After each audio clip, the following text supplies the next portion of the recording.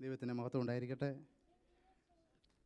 വേദിയിലായിരിക്കുന്ന കർത്താവിൻ്റെ ദാസന്, സദസ്സിലായിരിക്കുന്ന എല്ലാ പ്രിയപ്പെട്ടവരെയും, എല്ലാ പ്രിയപ്പെട്ടവർക്കും ദൈവനാമത്തിലുള്ള സ്നേഹ വന്ദനം അറിയിക്കുന്നു. കടന്നു വന്നിരിക്കുന്ന എല്ലാവർക്കും ദൈവനാമത്തിലുള്ള സ്നേഹ വന്ദനത്തെ അറിയിക്കുന്നു. അനുഗ്രഹിക്കപ്പെട്ടതായ നിലയിൽ നമ്മുടെ ഈ പ്രോഗ്രാം നടത്തുവാൻ കർത്താവ് നമ്മളെ സഹായിക്കുന്നവർ ദൈവത്തെ സ്തുതിക്കുകയും വാഴ്ത്തുകയും ചെയ്യുന്നു. കൂടുതലായിട്ട് ഞാനൊന്നും പ്രസംഗിച്ച് ഒന്നും സമയം കളയുന്നില്ല, സമയം പോയിക്കൊണ്ടിരിക്കുകയാണ്. കർത്താവിൻ്റെ ദാസർ കൂടി അനുഗ്രഹിക്കപ്പെട്ടതായ ആലോചനകളൊക്കെയും കേട്ടു. എങ്കിലും ഒരു ചിന്ത മാത്രം ഒന്ന് പറയാൻ ആഗ്രഹിക്കുന്നു.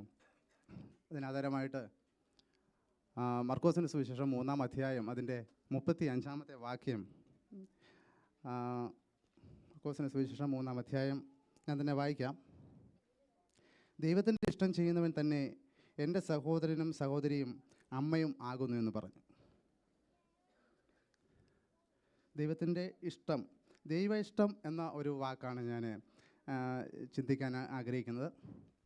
അതിൻ്റെ പശ്ചാത്തലം നമ്മൾ പഠിക്കാൽ യേശുക്രിസ്തു തൻ്റെ ഈ പരസ്യ ശുശ്രൂഷ കാലങ്ങളിൽ എവിടെ പോയാലും അനേക ആൾക്കാർ യേശുവിനെ ഇങ്ങനെ തിക്കി ഞെരുക്കിക്കൊണ്ടിരുന്നതായിട്ട് നമുക്ക് കാണാം.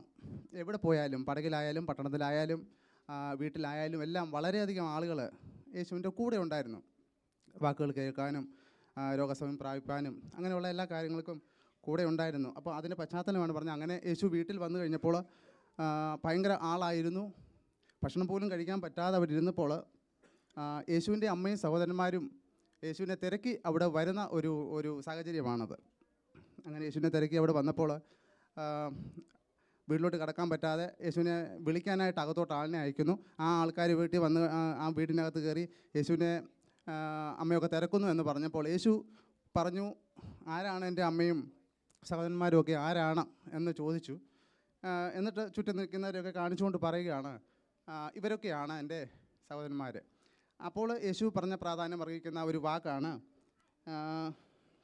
ദൈവത്തിൻ്റെ ഇഷ്ടം ചെയ്യുന്നവരാണ് എൻ്റെ അമ്മയും സഹോദരന്മാരും എന്നൊക്കെ അന്നേരം പറയാൻ തവണ ഇടയായി തീർന്നു. ദൈവത്തിൻ്റെ ഇഷ്ടമാണ് നമ്മുടെ വിഷയം. ദൈവം പറഞ്ഞിരിക്കുന്ന കാര്യങ്ങൾ അനുസരിക്കുകയും ആ ഇഷ്ടം ചെയ്ത് നാം ജീവിക്കുകയും ചെയ്യണം എന്നാണ് കർത്താവ് നമ്മളെക്കുറിച്ച് ആഗ്രഹിക്കുന്നത്. ആമേൻ. അപ്പോസ്തല പ്രവൃത്തി 10-ാം അധ്യായത്തിൽ പറയുന്നു, ദൈവത്തിന് മുഖപക്ഷമില്ല. ദൈവഇഷ്ടം പ്രവർത്തിക്കുന്ന എല്ലാവരെയും ദൈവം അംഗീകരിക്കുന്ന ഒരു ദൈവമാണ്.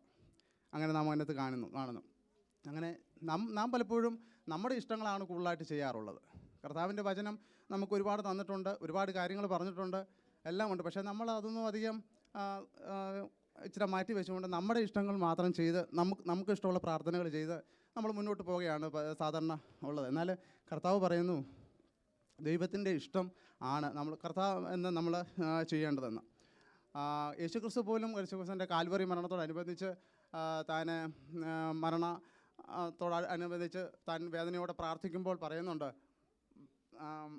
എങ്കിലും എൻ്റെ ഇഷ്ടമല്ല പിതാവേ, അങ്ങയുടെ ഇഷ്ടം നിറവേറണം.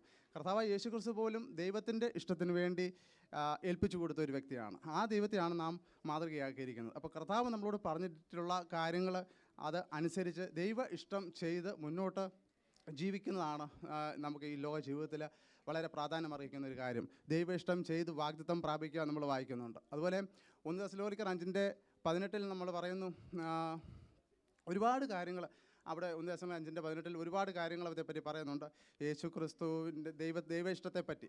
അതിൽ നന്മ ചെയ്യുക, തിന്മയ്ക്ക് പകരം തിന്മ ചെയ്യരുത്, അതുപോലെ ദീർഘക്ഷമയോട് ഇരിക്കുക, സൗമ്യതയുള്ളവരായിരിക്കുക, എപ്പോഴും കർത്താവിൽ സന്തോഷിക്കുക, വിടവിടാതെ പ്രാർത്ഥിക്കുക, അങ്ങനെ ഒരുപാട് കാര്യങ്ങൾ അവിടെ പറഞ്ഞിട്ടുണ്ട്. ആ കാര്യങ്ങളൊക്കെയും നമ്മുടെ ജീവിതത്തിൽ പ്രാവർത്തികമാക്കുവാൻ തക്കണം ദൈവം നമുക്ക് ഇടയാക്കട്ടെ.